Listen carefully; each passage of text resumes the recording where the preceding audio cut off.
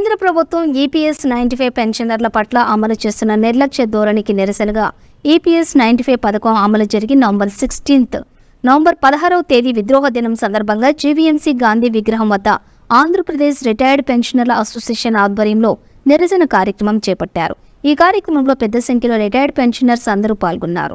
ఈ కార్యక్రమానికి మాజీ ఎమ్మెల్సీ శర్మ పాల్గొని సంఘీభావం తెలిపారు.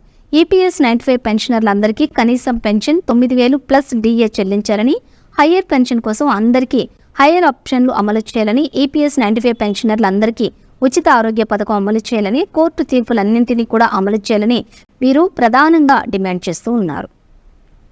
బులెటిన్ ముగించే ముందు హెడ్లైన్స్.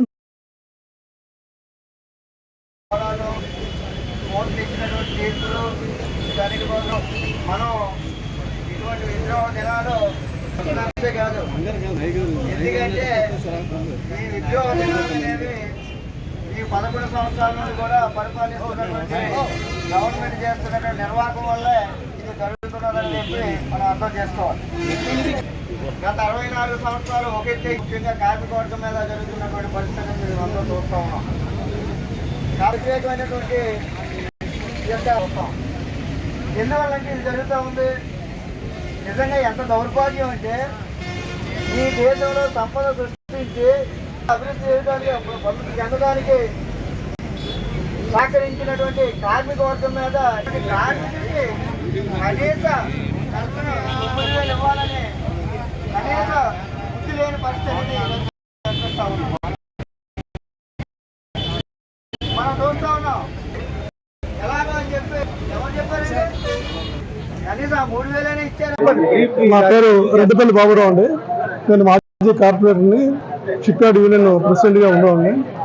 ఇది మేము ఇందాక వర్మ గారు చెప్పారు, 1995ని ఈ పెన్షన్ స్కీమ్ ప్రారంభించి అనేక రాయితీలు ఉంటాయని చెప్పి ఈ రోజున ఏమీ లేకుండా ఎన్ని సంవత్సరాల తర్వాత కూడా మినిమం పెన్షన్ 100 రూపాయలు కూడా ఉన్నారు మా షిప్ యార్డ్.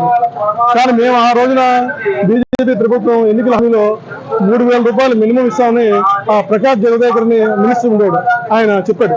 కానీ ఇచ్చింది కూడా 10 సంవత్సరాలు బట్టి కూడా ఈనాటి వరకు దాన్ని చేయలేదు. ఈ రోజున ఈ ప్రభుత్వం పూర్తిగా కార్మిక వర్గ వ్యతిరేక ప్రభుత్వం.